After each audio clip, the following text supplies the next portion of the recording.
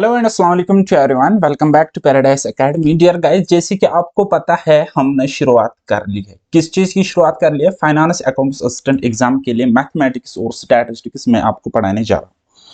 तो guys, maths को जैसे मैंने आपको कहा कि हम वो पढ़ेंगे जहां से as it is ditto questions टपकेंगे। तो मैथ्स को हम 25 से 30 लेक्चर्स में खत्म कर देंगे, फिनिश कर देंगे और सितंबर के महीने में ही आपका ऑलमोस्ट सिलेबस कंप्लीट होगा। और बात करेंगे स्टैटिस्टिक्स के, तो 20 से 25 लेक्चर्स में मैं आपको वो कंप्लीट करा दूंगा और आपसे कोई क्वेश्चन भी मिस नहीं होगा। So guys, without wasting much time let's get started. जैसे कि आपको पता है ये रहने वाला है डेमो लेक्चर, ये यूट्यूब पर भी और एप्लीकेशन पर भी फ्री ऑफ कॉस्टली आपको अवेलेबल होगा। सो गाइस, सेट थ्योरी का आगाज करने जा रहे हैं। सेट थ्योरी को इंट्रोड्यूस किया एक जर्मन मैथमेटिशियन ने जिसका नाम है जॉर्ज कैंटोर। ठीक है, तो ये इंपॉर्टेंट नहीं है, साथ साथ मैं आपको वो भी बताऊंगी कि कैसे आपको पढ़ना है, क्या इंपॉर्टेंट है क्या नहीं है। ओके, और एक सेट क्या होता है? बेसिकली सेट होता है एक well defined collection of objects, elements या नंबर्स का। अब ये वेल डिफाइंड का मतलब क्या होता है? वेल डिफाइंड यानी कि जो अच्छे से डिफाइन हो, जो अच्छे से डिफाइन हो, ऐसा नहीं कि जिसकी मीनिंग में ही फ्लक्चुएशन हो। जैसे कि फॉर एग्जांपल मैं कोई सेट बताता हूं, तो मैंने कहा set of all natural numbers, set of all natural numbers. तो मैंने लिखा n इक्वल्स टू, यहाँ पे छोटे ब्रेसेस स्मॉल ब्रैकेट्स, ठीक है, या कर्ली ब्रैकेट्स मैंने लगाए, और उसके बाद मुझे पता है नेचुरल नंबर्स स्टार्ट होते हैं 1 से। ठीक है, अब ये ऑल नेचुरल नंबर्स है तो 1 से स्टार्ट होंगे और अप टू इन्फिनिटी तक जाएंगे, अप टू इन्फिनिटी तक जाएंगे। तो गाइज ये एक वेल डिफाइंड सेट है, क्योंकि 1 आपको भी पता है नेचुरल नंबर होता है, मुझे भी पता है। ठीक है, किसी टीचर से पूछो वो भी बताएगा, आपका प्रोफेसर भी बताएगा कि 1 एक नेचुरल नंबर है, 2 एक नेचुरल नंबर है, यानी कि नेचुरल नंबर्स 1 से स्टार्ट होते हैं। ठीक है, और एक सेट की क्या खासियत होती है? कोई भी एलिमेंट रिपीट नहीं होना चाहिए। आप यहाँ पे इस तरीके से नहीं लिख सकते 1 1 2 2, राइट? इस तरीके से लिखना बहुत बड़ा जुर्म है। ओके, सो इस तरीके से आपने एक सेट को दिखाया। ठीक है, तो गाइज आपको यहाँ पे अब सेट में क्या क्या दिख रहा है? ये n दिख रहा है ना, तो ये रिप्रेजेंट करता है इस सेट को। n का मतलब वैसे होता है नेचुरल नंबर। ओके, सो आपको ये क्या दिख रहा है? ये वाला साइन आपको क्या दिख रहा है? तो इसको कहते हैं ब्रेसेस या ब्रैकेट्स, कर्ली ब्रैकेट्स इनको कहते हैं। सो गाइज ये जो आपको इन ब्रैकेट्स के अंदर दिख रहा है ना, तो इनको कहते हैं बेटा एलिमेंट्स। क्या कहते हैं? Elements of a set. ठीक है, तो हमने इस सेट को दिखाया, हमने इस सेट को दिखाया। से फॉर एग्जांपल मैं आपको बताता हूं, set of natural numbers less than 5, तो आप क्या लिखोगे? आप लिखोगे n equal to 1 2 3 4 less than 5। Set of natural numbers क्या? Less than 5। तो ये हो गया उसकी एग्जांपल। अब अगर मैं आपको कहूंगा set of beautiful womens, set of beautiful actors, actresses, singers, ठीक है, तो ये एक वेल डिफाइंड सेट नहीं है। क्यों नहीं है? क्योंकि ये जो आपने यहाँ पे वर्ड लगाया ब्यूटीफुल, तो ब्यूटीफुल अलग अलग लोगों के हिसाब से अलग अलग हो सकते हैं, यानी कि यहाँ पे क्या होंगे? डिफरेंट ओपिनियंस हो सकते हैं, डिफरेंट ओपिनियंस होंगे।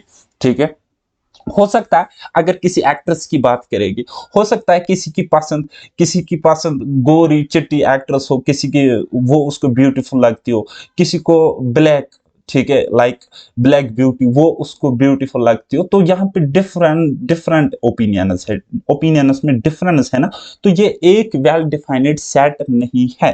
ठीक है, तो इसको हम रिप्रेजेंट नहीं कर सकते। और एक बात याद रखो, सेट्स को हमेशा हम डिनोट या रिप्रेजेंट करते हैं कैपिटल लेटर से, like A B C D, so on X Y Z, X ये capital Y and Z etcetera. इस तरीके से हम इसको दिखाते हैं बाय यूजिंग कैपिटल लेटर्स। इसी तरीके से अगर सेट के अंदर आपको एलिमेंट्स दिखाने, तो उसको आप हमेशा रिप्रेजेंट या डिनोट करोगे by using small letters, right? इतना आपको समझ में आ गया ना? ये थोड़ा सा बेसिक से मैंने स्टार्ट किया इसलिए लिखा हुआ है, अदरवाइज हम मैथ्स को आप डिफरेंट वे में पढ़ेंगे, यहीं पे इसको फोड़ देंगे, सॉल्व करेंगे। Okay guys, so representation of sets की अगर हम बात करेंगे, तो दो तरीकों से हम रिप्रेजेंट करते हैं सेट्स को।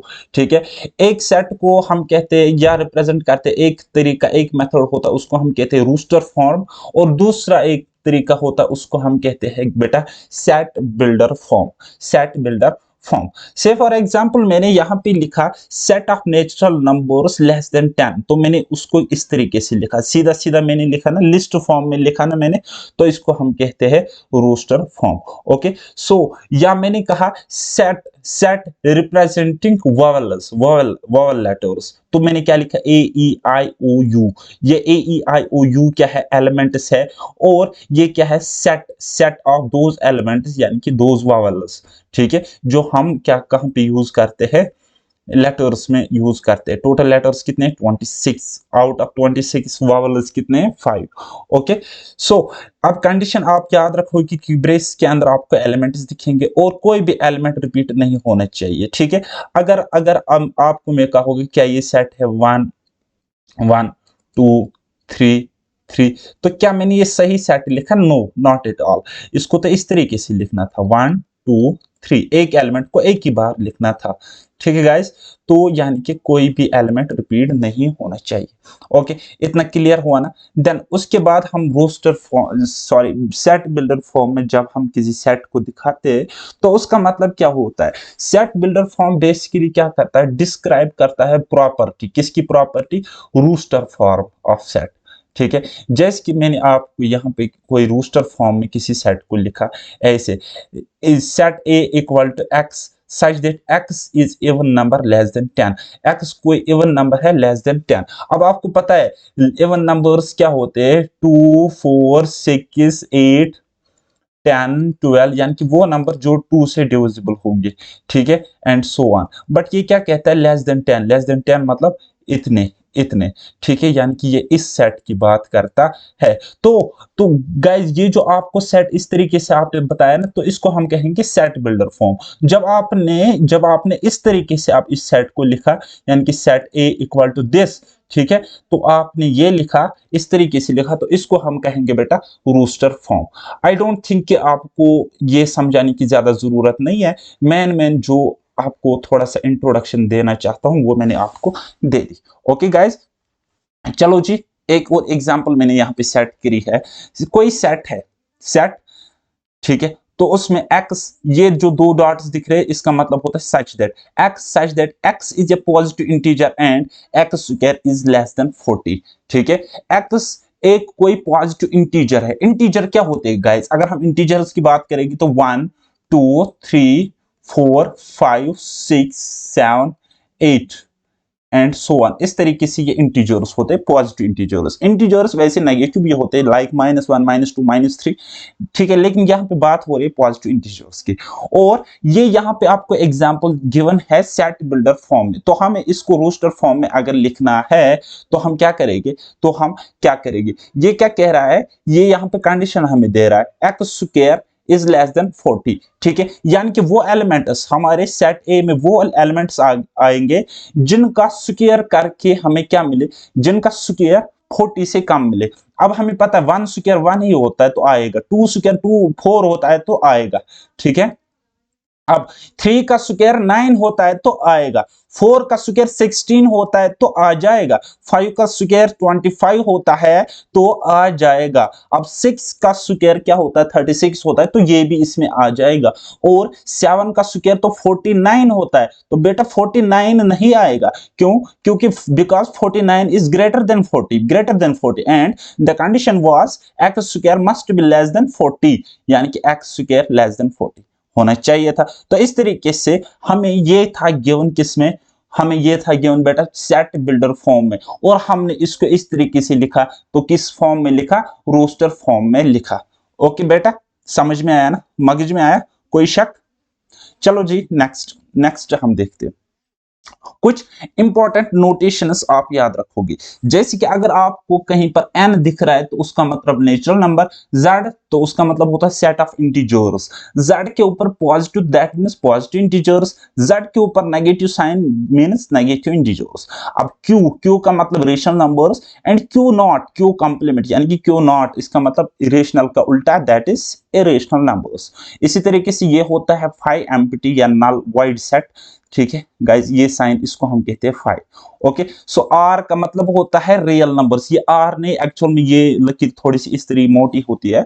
तो आर का मतलब natural number, real numbers, W stands for whole numbers, P means prime numbers, C means complex numbers.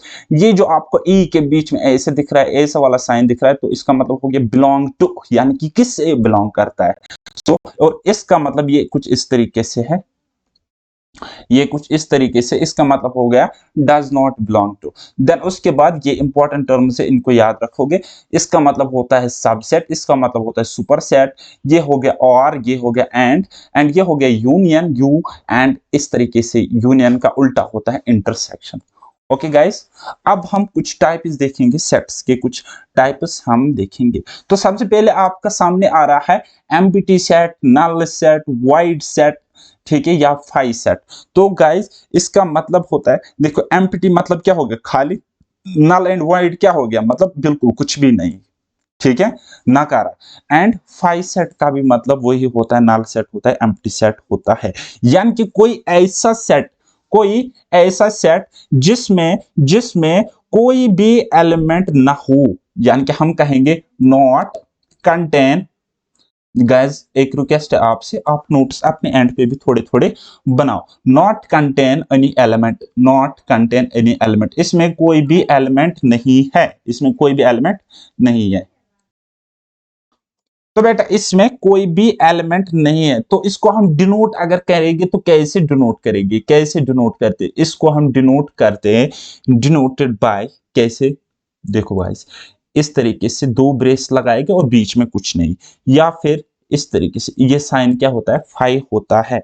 ये कुछ लेकिन इस तरीके से डालोगे, पूरे सेंटर से पास होगी फाई, ठीक है। एग्जाम्पल एग्जाम्पल हम बताएंगे, ठीक है, हम बताएंगे suppose example, set of even prime numbers greater than two, greater than two, ठीक है, ग्रेटर देन टू। तो आपको पता होगा कि कि ऐसा कोई भी प्राइम नंबर नहीं है जो इवन होगा और टू से बड़ा होगा, टू से बड़ा होगा, क्योंकि प्राइम नंबर एक ही ऐसा नंबर है जो कि इवन है, वो टू इटसेल्फ है, बट ये कहता है टू से ज्यादा, वो उसका वैल्यू है, इवन है और प्राइम भी है। और प्राइम नंबर्स क्या होते हैं, अगर आपको प्राइम नंबर्स की जानकारी अभी तक नहीं है, तो प्राइम नंबर्स वो नंबर्स होते हैं जिनके सिर्फ और सिर्फ दो फैक्टर्स होते हैं। एक तो उसका वन फैक्टर होता है एंड वो इटसेल्फ भी अपने आप का एक फैक्टर होता है। जैसे कि example, for example prime numbers आपको मैं बताऊंगा प्राइम नंबर्स क्या होते हैं। प्राइम नंबर्स बेटा होते हैं, एक टू होता है, थ्री होता है, देन फाइव होता है, सेवन होता है, 11 होता है, 13 होता है, 17 होता है, 19 होता है, इसी तरीके से आगे, ठीक है। इसमें सिर्फ और सिर्फ टू आपको इवन नंबर दिखता है, बाकी सारे के सारे ऑड नंबर्स है। तो ऐसा सेट पॉसिबल नहीं है जिसमें जिसमें कोई इवन प्राइम नंबर हो, वो भी ग्रेटर देन टू। या हम कहेंगे एक और एग्जांपल के थ्रू हम इसको समझने की कोशिश करेंगे। हम कहेंगे, हम इस तरीके से एक एग्जांपल लेंगे, चलो बेटा एक एग्जांपल लेंगे। कोई सेट है, सपोज कोई सेट है, सेट ए है कोई, ठीक है, उसमें अब एलिमेंट्स है suppose x, such that one one less than x less than two, ठीक है। और आपको गिवन है x is a natural number, x is a natural number, x is a natural number. तो बताइए कौन सा नेचुरल नंबर आप ऐसा लाओगे जो वन से बड़ा होगा और टू से छोटा होगा, ठीक है। नेचुरल नंबर्स क्या होते हैं, 1 2 3 4 5 6। नेचुरल नंबर 1.5 1.3 1.4 नहीं होगा। तो आपको कोई ऐसा नेचुरल नंबर लाना है जो 1 एंड 2 के बीच में लाई करता होगा, तो ऐसा पॉसिबल नहीं है ना। तो यानी कि इस सेट में कोई भी एलिमेंट नहीं आएगा। अब अगर सेट में कोई भी एलिमेंट नहीं आया, दैट मीन्स वो सेट क्या होगा, एम्प्टी सेट होगा, नल सेट होगा, वाइड सेट होगा, या फाई सेट होगा, ठीक है। समझ गए ना आप। देन उसके बाद नेक्स्ट होता है हमारे पास जिसको हम कहते हैं सिंगलटन सेट। क्या कहते हैं बेटा, सिंगलटन सेट कहते हैं। सिंगलटन सेट का मतलब क्या होता है, आपको ये वर्ड दिख रहा है ना, सिंगल, सिंगल दिख रहा है ना, तो इसका मतलब हो गया एक set having only one element. हम क्या कहेंगे, सेट यानी कि ऐसा सेट जिसमें set having only one element, कोई ऐसा सेट जिसमें सिर्फ और सिर्फ एक ही एलिमेंट हो, एक ही एलिमेंट हो। ओके गाइस, सपोज मैंने कोई सेट लिया, एग्जांपल कोई सेट लिया ए इक्वल, इस तरीके से मैंने कोई सेट लिया, तो इसमें एक ही एलिमेंट मुझे दिखना है ना, that is two, that is two. Okay, या हम कहेंगे, या सपोज एक और एग्जांपल हम ले लेंगे, set of even prime numbers, set of even prime numbers. तो क्या होता है, सपोज हमने सेट ए इसका नाम रखा, तो इवन प्राइम नंबर, तो ऐसा प्राइम नंबर एक ही है जो कि इवन है, वो क्या होता है, टू ही होता है। तो ये एक सिंगल टन सेट है। क्यों? क्योंकि इस सेट में खाली और खाली एक ही एलिमेंट हमें देखने को मिला। ओके, आपको समझ में आया ना? देन नेक्स्ट हमें क्या दिख रहा है, हमारे पास होता है फाइनाइट सेट, यानी कि ऐसा सेट जिसके एलिमेंट्स काउंटेबल हो, यानी कि इसमें क्या होते हैं, of elements number of elements किसी सेट के आर काउंटेबल, वो क्या होते हैं, काउंटेबल होते हैं, वो होते हैं बेटा काउंटेबल। फॉर एग्जांपल हम लिख सकते हैं, कोई भी सेट लाओ, सेट ए इक्वल टू 1 2 3 4 5, ठीक है। तो ये एलिमेंट्स क्या है, काउंटेबल है। आप इसको इजीली गिन सकते हो ना, तो आप बता सकते हो ना, number of elements, how many number of elements are there, तो आप कह सकते हो इजीली 5, कितने हैं, 5 है। तो ये हो गया बेटा फाइनाइट सेट। एक और एग्जांपल जरा मुझे बताओ, जरा मुझे बताओ, ठीक है। या फाइनाइट सेट जरूरी नहीं है काउंटेबल हो, यानी कि लिमिटेड एलिमेंट्स हो उसमें, ठीक है, लिमिटेड एलिमेंट्स हो। For example days of the week, किसी वीक के दिन, जैसे कि संडे मंडे ट्यूसडे वेडनेसडे, इसी तरीके से सैटरडे संडे आता है, तो क्या होता है, वो भी एक फाइनाइट सेट है। बताओ, कोई शक यहां तक? देन उसके बाद हमारे पास आता है एक और सेट जिसको हम कहते हैं इनफाइनाइट सेट, ठीक है। तो इसमें अगर एलिमेंट्स आपके पास होंगे, तो वो एलिमेंट्स क्या होंगे, वो जो नंबर ऑफ एलिमेंट्स होंगे ना बेटा, वो होंगे अनकाउंटेबल। क्या होंगे गाइस, अनकाउंटेबल होंगे। जरा मुझे कोई सूटेबल से एग्जांपल बताओ। हाँ, सोचो जल्दी सोचो, ठीक है। Suppose example points on a line, example किसी lines, points on a line. अब हमें पता है ये सेट डिफाइंड है, क्योंकि कोई भी लाइन पॉइंट से बनी हुई होती है, लेकिन जब हम उसकी गहराई में जाते हैं तो हमें पता चलता है लाइन बनी हुई होती है इनफाइनाइट नंबर ऑफ पॉइंट्स से। तो आप जब उनको गिन ही नहीं सकते हो, क्या आप बोल सकते हो 1 पॉइंट 2 पॉइंट 3 पॉइंट एक लाइन में, राइट? नहीं बता सकते आप। ओके, इतना आपने समझा ना। देन उसके बाद हमें दूसरा एक कंसेप्ट आता है, एक नया चीज सामने दिख रहा है, जिसको हम कहेंगे इक्वल सेट्स। इक्वल सेट्स का मतलब क्या होता है, दो दो सेट्स तब ही इक्वल होंगे, दो सेट्स तब ही इक्वल होंगे जब जब उनमें क्या होंगे, इक्वल नंबर ऑफ एलिमेंट्स होंगे, इक्वल नंबर ऑफ एलिमेंट्स होंगे। तो हम लिख सकते इस तरीके से, two sets are equal, two sets are equal कब, व्हेन नंबर ऑफ एलिमेंट्स क्या होंगे, नंबर ऑफ एलिमेंट्स इक्वल होंगे, नंबर ऑफ एलिमेंट्स इक्वल होंगे। और जो इनका ऑर्डर है वो मैटर नहीं करेगा, ठीक है। देखो, एक तो नंबर ऑफ एलिमेंट्स इक्वल होनी चाहिए, आल्सो सेम भी होनी चाहिए, बट ऑर्डर मैटर नहीं करेगा। ऑर्डर जो है वो मैटर नहीं करेगा, ऑर्डर मैटर यहाँ पे नहीं करेगा। कोई दो एग्जांपल्स आप मुझे दे दो। सपोज मेरे पास कोई सेट है, कोई सेट ए है, उसके एलिमेंट्स है 1 2 3 1 2 3, और सेट बी, कोई सेट दूसरा है मेरे पास, सेट बी, और उसके एलिमेंट्स कुछ इस तरीके से है 2 1 3 2 1 3। तो ये दोनों क्या है, सेट्स है, set A and set B. अब अगर आप यहाँ पे देखोगे 1 यहाँ पर भी है, यहाँ पर भी है, 2 यहाँ पर भी है, यहाँ पर भी है, 3 सेट ए में भी है, सेट बी में भी है।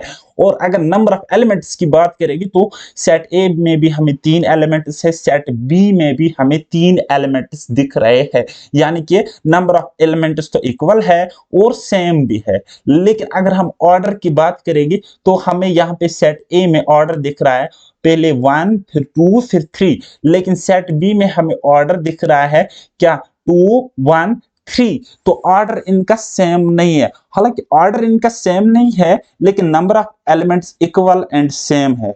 ऑर्डर इनका सेम नहीं है तो नंबर ऑफ एलिमेंट्स इक्वल है और सेम सेम है, तो ये दोनों सेट्स क्या होंगे, इक्वल सेट्स होंगे, इक्वल सेट्स होंगे। ओके, समझ में आ गया ना, मगज में आ गया ना। तो देन उसके बाद हम कहेंगे अनइक्वल सेट। अनइक्वल सेट क्या होता है, अनइक्वल सेट क्या होता है, तो इसमें क्या होता है, does not contain same number of elements. इनमें सेम नंबर ऑफ एलिमेंट्स नहीं होंगे, ठीक है, सेम नंबर ऑफ, या हम कहेंगे सेम नंबर ऑफ एलिमेंट्स नहीं होंगे, सेम नंबर ऑफ एलिमेंट्स इसमें बिल्कुल भी नहीं होंगे। ओके, सो एग्जांपल, कोई सेट लेंगे, कोई सेट लेंगे और उसमें हम एलिमेंट्स रखेंगे 1 2 3। ओके, ये हमने लिया ना कोई सेट। अब कोई सेट बी लिखेंगे हम, कोई सेट बी लेंगे हम, ठीक है, कोई सेट बी लेंगे हम, उसमें हम एलिमेंट्स रखेंगे 1 2 20, ठीक है, 1 2 20। अब हम यहाँ पे देख सकते हैं, अब हम यहाँ पे देख सकते हैं कि 1 2 3 यहाँ पे 3 एलिमेंट्स है, यहाँ पर भी 3 एलिमेंट्स है, लेकिन सेम सेम नहीं है एलिमेंट्स, तो ये अनइक्वल हो गए, ठीक है। दूसरी बात मैं कुछ इस तरीके से भी अगर इसको लिखता 1 2 3 20, 1 2 3 20, तो अब हम यहाँ पे देख सकते हैं एलिमेंट्स ना ही सेम है ना ही इक्वल है, ना ही सेम है ना ही इक्वल है। So in this case we can say set A is not equal to set B. मेरी बात समझ में आ गई ना, मेरी बात समझ में आ गई है। देन उसके बाद नेक्स्ट होता है इक्विवेलेंट सेट्स। इक्विवेलेंट सेट्स, तो इसमें क्या होता है, इक्विवेलेंट सेट क्या मतलब होता है कि नंबर ऑफ एलिमेंट्स सेम होंगे, नंबर ऑफ एलिमेंट्स सेम होंगे, सॉरी एक मिनट। तो इक्विवेलेंट सेट हम किसको कहते हैं, इक्विवेलेंट सेट मतलब होता है, से फॉर एग्जांपल मैं दो सेट्स लूंगा, फाइनाइट सेट लूंगा, सपोज एग्जांपल, मैंने दो सेट लिए यहाँ पे। ओके, तो उनके नंबर ऑफ एलिमेंट्स अगर इक्वल है, सपोज क्या लिखूंगा, हाँ ठीक है, मैंने कोई सेट लिया, सेट ए, ठीक है, सेट ए लिया और उसके एलिमेंट्स इस तरीके से ए बी सी डी ई, ठीक है, ये कोई एलिमेंट है। और कोई सेट बी मैंने लिखा, उसके एलिमेंट्स इस तरीके से 1 2 3 4 5, 1 2 3 4 5। तो आप मुझे यहाँ पे बताओ, यहाँ पे मुझे आप बताओ कि क्या ये जो नंबर ऑफ एलिमेंट्स क्या है, number of elements, number of elements जो आपके पास है, नंबर ऑफ एलिमेंट्स क्या है, ये गाइस सेम है, सेम है। लेकिन ये जो एलिमेंट्स इसके अंदर है क्या वो सेम है, नहीं है, ठीक है। यानी कि हम कहेंगे इस केस में number of elements n of a is equal to n of b, n of b।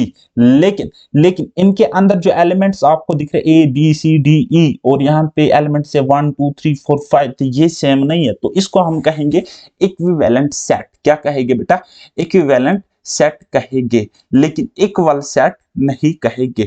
तो एक रिजल्ट आपको यहाँ पे समझ आ गया कि हर एक इक्वल सेट इक्विवेलेंट सेट हो सकता है, लेकिन इक्विवेलेंट सेट इक्वल सेट नहीं हो सकता।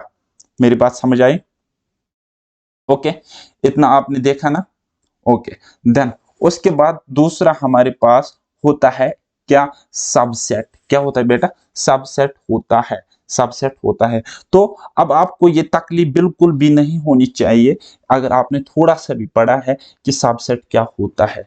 अगर आपके पास टू सेट्स है, आपके पास if you have two sets, suppose if you have two sets, अगर आपके पास दो सेट्स हैं, ठीक है, सेट ए, सेट ए आपके पास है और उसके एलिमेंट्स कुछ इस तरीके से 1 2 3। ओके, फिर सेट बी आपके पास है, सेट बी आपके पास है और उसके एलिमेंट्स है 1 2 3 4 5, 1 2 3 4 5। ओके, ये आपके पास क्या है बेटा, दो सेट्स है, दो सेट्स है। तो हम यहाँ पे अगर ऑब्जर्व करेंगे तो हमें दिखेंगे ऑल एलिमेंट्स, हम कहेंगे यहाँ पे all elements of set A are in set B. ठीक है, सेट ए के सारे एलिमेंट्स हमें सेट बी में दिख रहे हैं। सो हम कह सकते हैं, हम यहाँ पे कह सकते हैं, क्या कह सकते हैं, A is subset of B, A is subset of B. Okay, A क्या है बेटा, सबसेट है बी का। ओके, या हम कह सकते हैं और बी इज सुपरसेट ऑफ ए। ठीक है, तो अब आपको सुपरसेट भी समझने की बिल्कुल भी कोई जरूरत नहीं है, लेकिन मैं आपको समझाने की कोशिश करूंगा। तो इसका मतलब क्या होता है guys, A is subset, subset of set B. ठीक है, ओके, इतना आपने समझा ना। अब हम सुपरसेट की डेफिनेशन देखेंगे और उसको हम समझने की कोशिश करेंगे। ओके गाइस, अगर अगर आपके पास सेट ए है, आपके पास सपोज कोई सेट ए है और उसके एलिमेंट्स है 1 2 3 4 5 6, या आपके पास कोई सेट ए है और सेट बी है, उसके एलिमेंट्स कुछ इस तरीके से 4 5 6, 4 5 6। तो आपको क्या दिख रहा है यहाँ पे, थोड़ा सा ऑब्जर्व करो यार, थोड़ा सा समझने की कोशिश करो। तो आपको दिख रहा है all elements, all elements, all elements of set B, set B के सारे एलिमेंट्स कहाँ पे are in set, set A. ठीक है, इतना आपको समझा ना। तो हम कह सकते हैं यहाँ पे देयरफॉर वी कैन से क्या, A is superset of set B, set A is superset of set B. Okay, समझ में आया ना, मगज में आया। ओके, देन नेक्स्ट हमारे पास होता है जिसको हम कहते हैं बेटा यूनिवर्सल सेट। क्या कहते हैं उसको, हम यूनिवर्सल सेट कहेंगे। अब यूनिवर्सल सेट की एग्जांपल है, तो इसको हम कहेंगे इस तरीके से, ये क्या होता है, ये एक बेसिक सेट होता है, it is a basic, it is a, ये क्या होता है, एक बेसिक सेट होता है, सेट होता है। और इसको हम डिनोट करते हैं, डिनोट करते हैं कुछ इस तरीके से, यू बनाते हैं कुछ इस तरीके से, हम इसको डिनोट करते हैं। ठीक है, डिनोट करते हैं। For example, for example, okay, for example अगर आपके पास दो सेट्स है, आपके पास अगर दो सेट्स है, या इस तरीके से हम कहेंगे आपके पास सेट ए है और उसके एलिमेंट्स 1 2 3, 1 2 3। ओके, फिर आपके पास सेट बी है और उसके बाद आपके पास सेट बी है, तो उसके एलिमेंट्स कुछ इस तरीके से है 1 2 3 4। ठीक है, और आपके पास ऐसा ही एक सेट गिवन है। ठीक है, कोई सेट आपके पास गिवन है, तो सपोज सेट यू इस तरीके से, तो उसके एलिमेंट्स कुछ इस तरीके से 1 2 3 4 सो ऑन 10। ठीक है बेटा, तो ये जो आपको यू दिख रहा है ना, तो ये जो आपको दिख रहा है ना, तो इसमें किसके, बी के भी एलिमेंट्स है, ए के भी एलिमेंट्स है, यानी कि सारे के सारे एलिमेंट्स इस एक सेट में हमें दिख रहे हैं ना। तो इसी को हम कहेंगे बेटा यूनिवर्सल सेट, यूनिवर्सल सेट इसको हम कहते हैं। अगर हम वेन डायग्राम के थ्रू इसको समझने की थोड़ी सी कोशिश करेंगे तो कुछ इस तरीके से हम समझ सकते हैं। सपोज ये हमारे पास कोई वेन डायग्राम है, तो ये हमें दिखा रहा है, ये जो आपको दिख रहा है ना, तो इसको हम यूनिवर्सल सेट कहेंगे। इसको हम बेटा क्या कहेंगे, यूनिवर्सल सेट कहेंगे। सेट ए को हम दिखाएंगे, चलो ठीक है, हो गया सेट ए। ओके, तो सेट बी को भी हम दिखाएंगे, सेट बी को भी हम दिखाएंगे। ओके, अब मैंने ऐसा क्यों लिखा, क्योंकि यहाँ पे 1 2 3 और बी में भी कितना है 1 2 3 4। ठीक है, 1 2 3 4। और ये जो यूनिवर्सल सेट है इसको अप टू 10 है, यानी कि 4, फिर कहीं पे 5 होगा, 6 होगा, 7 होगा, 8 होगा, फिर कहीं पे 9 होगा एंड 10 होगा। वायर ये जो आपको दिख रहा है दिस इज सेट ए, ये जो आपको दिख रहा है सर्कल से दिस इज सेट बी। लेकिन लेकिन अब आप इस यूनिवर्सल सेट, इस रेक्टेंगल को देखो, इस रेक्टेंगल को गंदी नजर से देखो, तो हमें दिख रहा है कि इसमें सेट ए के एलिमेंट्स भी है, सेट बी के एलिमेंट्स भी है, यानी कि कुल मिलाकर सारे सेट्स के एलिमेंट्स इसमें दिख रहे हैं हमें, तो इसको हम कहेंगे बेटा यूनिवर्सल सेट। क्या कहेंगे? यूनिवर्सल सेट कहेंगे। तो इसमें अगर हम कहेंगे, इसमें अगर हम कहेंगे कि ए भी क्या है? सब सेट है इस यूनिवर्सल सेट का। ठीक है, हो गया एक रिजल्ट। और दूसरा रिजल्ट बी भी क्या है? बी जो है वो भी क्या है? सब सेट है इस यूनिवर्सल सेट का। हो गई दो बातें, यानी कि सारे सेट्स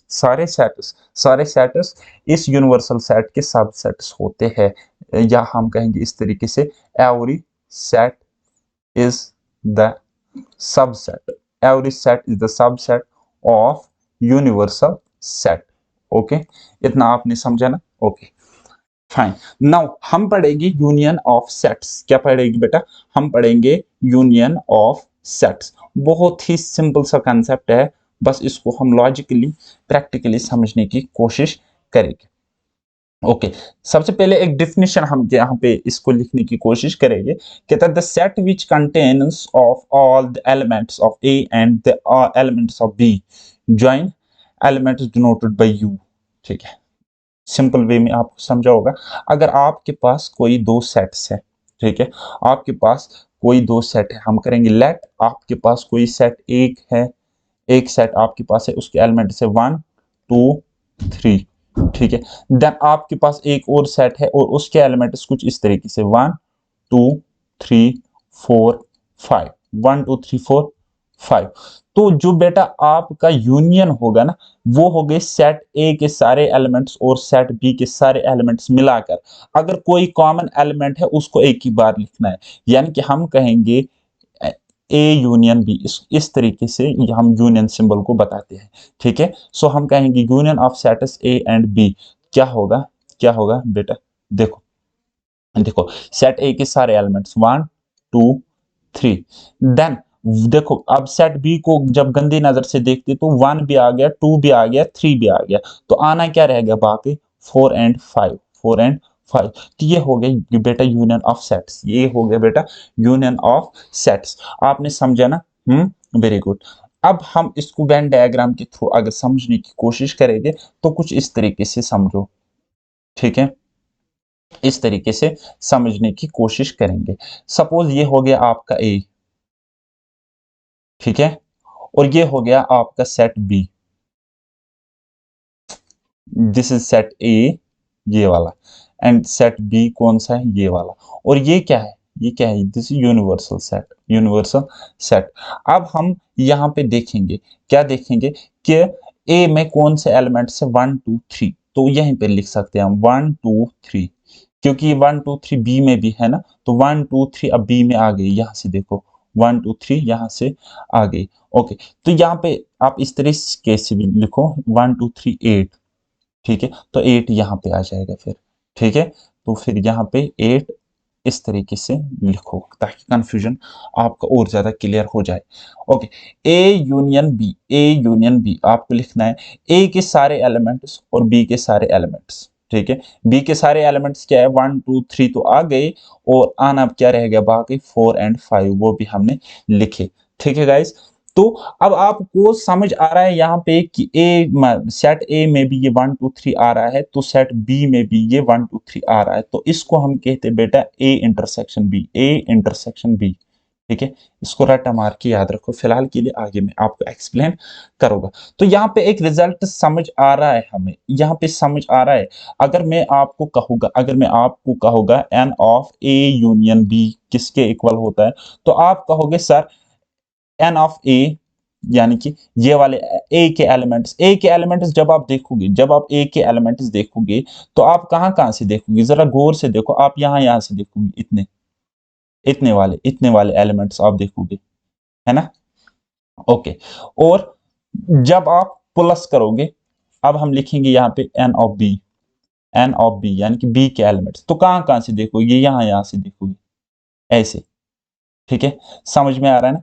तो जब आप बी के देखोगे और ए के देखोगे तो आपको आपने इसको डबल काउंटिंग करी, किसको, ये जो आपको 1 2 3 दिख रहे हैं ना कॉमन एलिमेंट्स, इसको डबल काउंटिंग करी। हालांकि हमें एक ही बार इसको टोटल में हमें एक ही बार लेना, हमने 2 बार लिया। जब हमने ए को काउंट किया तब भी लिया, जब बी को काउंट किया तब भी लिया। अब तो रिपीटेशन यहाँ पे होगा ना, तो लेकिन रिपीटेशन तो नहीं होता है, तो हम एक बार इसको वापस सब्ट्रैक्ट करेंगे। तो क्या लिखेंगे, n of A intersection B. ठीक है, ये एलिमेंट्स हम वापस निकालेंगे। तो गाइज ये एक इंपॉर्टेंट रिजल्ट है, बस याद रखो। अदरवाइज इस रिजल्ट की कोई जरूरत नहीं है, जब क्वेश्चन फंसेगा हम वेन डायग्राम का यूज करते हैं। ओके, नाउ नेक्स्ट होता है हमारे पास जिसको हम कहते हैं इंटरसेक्शन ऑफ सेट्स। क्या कहते हैं बेटा, इंटरसेक्शन ऑफ सेट्स कहते हैं। यहाँ पे कुछ प्रॉपर्टीज भी है पहले यूनियन ऑफ सेट्स में, लेकिन इंपॉर्टेंट नहीं है, बिल्कुल भी नहीं है, बस दिमाग ही खराब होता है। हालांकि इंटरसेक्शन ऑफ सेट्स में भी आपको प्रॉपर्टीज दिख रही है, बट इंपॉर्टेंट बिल्कुल भी नहीं है। ठीक है, आप याद रखना चाहते हो तो रखो, हो सकता है एग्जाम में क्वेश्चन आ गए प्रॉपर्टी बेस्ड। अब अगर आपको प्रॉपर्टी, ये प्रॉपर्टी याद भी नहीं होगी, तब क्या करना है, खुद से एक एग्जांपल सेट करना है, सेट ए रखना है, सेट बी रखना है, खुद से सेट करके जैसे मैं रखता हूं, और उसके बाद देखना है कौन सी कंडीशन यहाँ पे सेटिस्फाई हो रही है। बस वो तभी होगा जब आपके कंसेप्ट्स क्लियर होंगे। ओके, इंटरसेक्शन ऑफ सेट्स की अगर हम बात करेंगे, लेट हमारे पास कोई सेट है, कोई सेट है हमारे पास, सेट ई, सेट ई, इसके एलिमेंट से हमारे पास 1 2 3 4 5। ओके, 1 2 3 4 5 इस तरीके से कोई सेट है। और इसी तरीके से आपके पास कोई दूसरा भी एक सेट है, दूसरा भी सेट है, और उसके एलिमेंट्स कुछ इस तरीके से हमें दिख रहा है, 3 4 6 9। ओके, इस तरीके से आपको दूसरा एक सेट दिख रहा है। तो गाइस अब आप हम सेट बनाएंगे, यहाँ पे देखो ये हो गया सेट ए, और ये हो गया सेट बी, ये हो गया सेट बी हमारा। ठीक है, set A and set B, ये थोड़ा सा इस तरीके से हम बना सकते, या छोटा सा भी बना सकते, बस आप समझो। ठीक है, okay, set A and set B. Set A में क्या क्या एलिमेंट्स है, 1 2 3 4 5। ओके, और सेट बी में हमें क्या क्या एलिमेंट्स है, 3 4 6 9। अब कॉमन, हमें कॉमन एलिमेंट्स क्या दिख रहे हैं, 3 4 3 4, यहां पर भी यहां पर भी, तो 3 4 कॉमन आने चाहिए, तो ये यहां पे आ जाएगी। फिर ए में अगर हम देखेंगे 1 2 3 4 5 है, 3 4 तो आ गया, आना बाकी क्या रह गया, 1 2 5। और सेट बी की बात करेगी तो आना बाकी रहेगा 6 एंड 9, 6 एंड 9। गाइस ये जो आपको दिख रहा है ना, तो इसी को हम कहेंगे ए इंटरसेक्शन बी, तो इसी को हम कहेंगे इंटरसेक्शन ऑफ सेट्स। क्या कहेंगे कि बेटा, इसी को हम कहेंगे इंटरसेक्शन ऑफ सेट्स।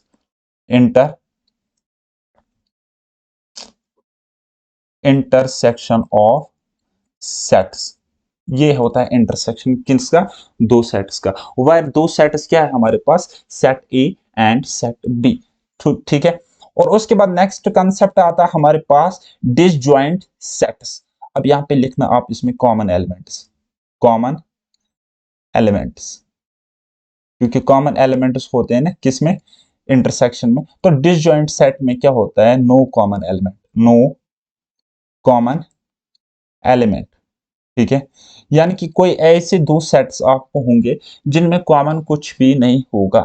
सपोज कोई सेट है हमारे पास, सेट ए है हमारे पास, और उसकी एलिमेंट्स है ए ई आई ओ यू। ठीक है, इस तरीके से। और सेट बी कोई है हमारे पास, उसके एलिमेंट्स है 1 2 3, 1 2 3। क्या कॉमन है इसमें कुछ, बिल्कुल भी नहीं है। अगर हम इसको वेन डायग्राम के थ्रू बनाएंगे तो कैसे बनाएगी, इसको यहाँ पे रखेंगे, दूसरे को यहाँ पे रखेंगे, क्योंकि ये दोनों किसी भी पॉइंट पे नहीं मिल रहे। ठीक है, तो चलो बंद भी करते हैं आपके खातिर, लो जी मैंने बंद किया। ठीक है, तो वो हो गया 1 2 3। अब ये हो गया सेट बी बी। अब सेट ए को हम दिखाएंगे, कैसे दिखाएंगे, ए ई आई ओ यू। ठीक है, तो कॉमन कुछ भी नहीं है, कॉमन इसमें कुछ भी नहीं है, तो इनको हम कहेंगे बेटा डिसजॉइंट सेट्स। क्या कहेंगे, डिसजॉइंट सेट्स। देन उसके बाद नेक्स्ट आता है हमारे पास, उसको हम कहते हैं difference of sets. Difference of sets बिल्कुल भी इजी मसला है, कोई मसला भी नहीं है। ठीक है, चलो डिफिनेशन लिखने की कोशिश करते हैं।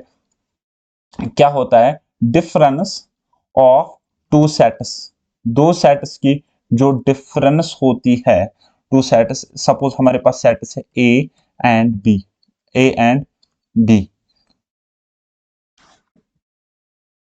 ठीक है, A and B, difference of two sets A and B. Suppose आपके पास कोई सेट ए है, सेट ए है आपके पास, कोई सेट ए है, उसके एलिमेंट्स आपके पास है 1 2 3 4 5, 1 2 3 4 5। तो इसी तरीके से आपके पास कोई सेट दूसरा है, सेट बी, और उसके एलिमेंट्स है आपके पास 3 4 5 6 7 8, ठीक है, सेट बी। तो मैं आपको बताता हूं डिफरेंस, मुझे बताओ, यानी कि मैं आपको बताता हूं ए माइनस बी, बताओ ए माइनस बी। तो अब यहां पे कंसेप्ट को समझना, ए से हमें सब्ट्रैक्ट करना है बी, ए से हमें सब्ट्रैक्ट करना है बी। तो पहले हम देखो यहां पे हम देखेंगे कॉमन एलिमेंट्स क्या है, कॉमन एलिमेंट्स क्या है, कॉमन एलिमेंट्स क्या है, क्या क्या दिख रहा है हमें, 3 4 5 3 4 5, तो ये लेने नहीं है, ये लेने नहीं है, ठीक है। यहाँ पे a माइनस बी जब आप डिफरेंस निकालोगे तो वही सेट लोगे जो a में होंगे, लेकिन कॉमन कॉमन एलिमेंट्स के बगैर। देखो सेट ए के एलिमेंट्स लोगे, लेकिन कॉमन जो होंगे ना इस बी के साथ, इस सेट बी के साथ जो कॉमन होंगे वो वाले नहीं लेने। लाइक कॉमन हमें 3 4 5 दिख रहा है, तो हम क्या लेंगे, 1 और 2 ले लेंगे, ठीक है। तो इसी तरीके से अगर मैं आपको बताता हूं बी माइनस ए, बी माइनस ए, ओके, बी माइनस ए अगर मैं आपको बताऊंगा तो हमें एक ऐसा सेट मिलेगा जिसमें बी के एलिमेंट्स होंगे लेकिन कॉमन वाले एलिमेंट्स नहीं होंगे, कॉमन वाले एलिमेंट्स नहीं होंगे। तो वो क्या रहता है, 6 7 8, 6 7 8। तो एक रिजल्ट आपको देखने को मिल रहा है, एक रिजल्ट आपको यहाँ पे समझने को मिला, क्या समझने को मिला, क्या समझने को मिला, मैं कह रहा हूं n of A minus B, यानी कि difference of two sets will be equal to, ठीक है, इसके एलिमेंट्स, ए के एलिमेंट्स, लेकिन लेकिन लेकिन लेकिन कौन से नहीं होंगे, कौन से नहीं होंगे, इसके कॉमन वाले नहीं होंगे, ठीक है, जो सेट बी के साथ कॉमन है वो नहीं होंगे, वो नहीं होंगे। तो माइनस करेंगे n of A minus B equal to, वो किसके इक्वल होंगे, ए के एलिमेंट्स, लेकिन सारे के सारे नहीं, बल्कि हमें सब्ट्रैक्ट करने हैं जो इनके कॉमन होंगे, set A and set B में कॉमन होंगे। तो सिमिलरली इसी तरीके से अगर मैं आपको कहूंगा बी माइनस ए, इनका डिफरेंस, तो आप लिखोगे एन ऑफ बी माइनस करोगे कॉमन एलिमेंट्स, ठीक है। ये आपको रिजल्ट मिलते हैं, बस घबराने की कोई जरूरत नहीं है, आराम से ये हो जाता है, आराम से ये हो जाता है। ओके गाइस, देन उसके बाद हमें एक और कंसेप्ट आता है, एक और कंसेप्ट आता है, उसको हम कहते हैं symmetric difference of two sets, symmetric difference of sets. अब सिमेट्रिक डिफरेंस क्या होता है, सिमेट्रिक डिफरेंस क्या होता है, आपके पास अगर कोई दो सेट है, सपोज सेट ए है आपके पास और उसके एलिमेंट्स कुछ 1 2 3 4, ये उसके कुछ एलिमेंट्स है। इसी तरीके से आपके पास एक और सेट है, set B, suppose set B है आपके पास और उसके एलिमेंट्स कुछ इस तरीके से 2 3 5 6, 2 3 5 6। अब आप मुझे बताओ कॉमन क्या दिख रहा है आपको, 2 3 कॉमन दिख रहा है ना, 2 3 कॉमन दिख रहा है ना। तो वेन डायग्राम के थ्रू अगर हम इसको समझने की कोशिश करेंगे, वेन डायग्राम, ये हो गया सेट ए और ये हो गया हमारा सेट बी, तो वेन डायग्राम से हम समझेंगे ना, तो कॉमन क्या मिल रहा है हमें, 2 और 3 हमें कॉमन मिल रहा है ना, कॉमन मिल रहा है ना। तो सेट ए में हमें एक्स्ट्रा क्या 2 3 तो आ गया, लेकिन आना बाकी क्या रहेगा, 3 4 3, सॉरी 1 4 1 4, 1 और 4 हमें बाकी रह गया। तो इसी तरीके से अगर सेट बी में हम देखेंगे 2 3 तो आ गया, 5 6 आना बाकी है, 5 6 आना बाकी है। ओके, तो जो सिमेट्रिक डिफरेंस होगी, जो सिमेट्रिक डिफरेंस होगी, तो वहां पे आप क्या करोगे, ये जो कॉमन एलिमेंट्स है ना, ये जो कॉमन एलिमेंट्स है ना, इनको नहीं लोगे, इनको नहीं लोगे, आप क्या करोगे, कॉमन एलिमेंट्स को बिल्कुल आप इग्नोर करोगे। तो हम कहेंगे इस तरीके से ये जो देन सिमेट्रिक डिफरेंस, यानी कि इस तरीके से हम दिखाते हैं सेट ए और सेट बी की सिमेट्रिक डिफरेंस जो होगी वो होगी क्या, एक सेट ही आपको मिलेगा और उसके एलिमेंट्स होंगे 1 4 5 6, 1 4 5 6। ओके, मेरी बात समझ आ गई ना, बताओ, मेरी बात समझ में आ गई ना? एक और रिजल्ट आप ड्रा कर सकते हो यहाँ पे, एक और रिजल्ट आप यहाँ पे ड्रा कर सकते हो। वो क्या है? वो क्या है? देखो, दोनों सेट्स को देखो, दोनों सेट्स को देखो, और जो कॉमन है उनको काट लो, उनको काट लो। ठीक है, कॉमन उनको काट लो, तो वहां पे जो रहते हैं ना वही सिमेट्रिक डिफरेंस होगी। अच्छा, एक और डिफरेंस है, एक और डिफरेंस है, वो क्या है? आप ये खुद कर लेना, मैं होमवर्क देता हूँ। ये जो सिमेट्रिक डिफरेंस है ना, ये जो आपको सिमेट्रिक डिफरेंस दिखेगी ना between two sets A and B, वो बराबर होगी बेटा, वो बराबर होगी इनका डिफरेंस। देखो, A minus B plus N of B minus A. ठीक है, ये इस रिजल्ट के इक्वल होगी। कभी क्वेश्चन आ जाए, बहुत ही कम चांस है, लेकिन अभी आप याद रखो। ओके, चलो जी। Complement of a set, complement of a set क्या होता है? तो ये डेफिनेशन आप खुद पढ़ लेना, बस मैं कंसेप्ट पे आता हूँ। कंप्लीमेंट ऑफ ए सेट क्या होता है? सपोज आपके पास कोई सेट है, कोई यूनिवर्सल सेट है, और उसके एलिमेंट से 1 2 3 4 5 6 और उसके साथ ही आपको एक और सेट गिवन है, और उसके एलिमेंट से 2 3 4 दिख रहे हैं ना, दिख रहे हैं ना? तो हम देख सकते हैं, अगर यूनिवर्सल सेट को हम गौर से देखेंगे, तो हमें कुछ एलिमेंट्स ऐसे दिख रहे हैं जो कि ए में भी है। सेट ए में कुछ एलिमेंट्स है जो कि यूनिवर्सल सेट में इंक्लूड होते हैं, इंक्लूड होते हैं। लेकिन क्या अगर मैं इस 5 को देखूंगा, क्या ये ए है? अगर मैं इस 6 को देखूंगा, क्या ये ए है? बोलोगे सर नहीं, बिल्कुल ये सेट ए में नहीं है, तो हम इसको कहेंगे नॉट ए। तो वही होता है, ए कंप्लीमेंट को हम इस तरीके से लिख सकते हैं, इस तरीके से लिख सकते हैं। तो ए कंप्लीमेंट का मतलब होता है नॉट इन ए, जो ए में नहीं है। कहां ए में नहीं है? सेट ए में नहीं है। तो इसी तरीके से यूनिवर्सल सेट को मैंने रेक्टेंगल में रिप्रेजेंट किया, कुछ इस तरीके से दिखाया, और उसके सारे सेट्स मैंने लिखे, उसके सारे एलिमेंट्स मैंने लिखे। मैंने 1 भी लिखा, 2 भी लिखा, 3 4 5 6 लिखा मैंने। ओके, देन उसके अंदर ही क्योंकि because A is subset of this universal set, so subset A subset है किसका? यूनिवर्सल सेट का, तो ये अंदर, इसके अंदर आएगा। ठीक है, तो ए में कौन से एलिमेंट्स है जो कि यूनिवर्सल सेट में थे? वो है 2 3 4 अब ये जो आपको एलिमेंट्स दिख रहे हैं ना, ये ए है, ये ए है। लेकिन अगर आपको ये एलिमेंट बोलूंगा मैं, ये एलिमेंट बोलूंगा मैं, 6 वाला एलिमेंट में बोलूंगा, तो वो हो जाएगा नॉट ए, नॉट ए। तो उसी को हम कहेंगे कंप्लीमेंट ऑफ ए।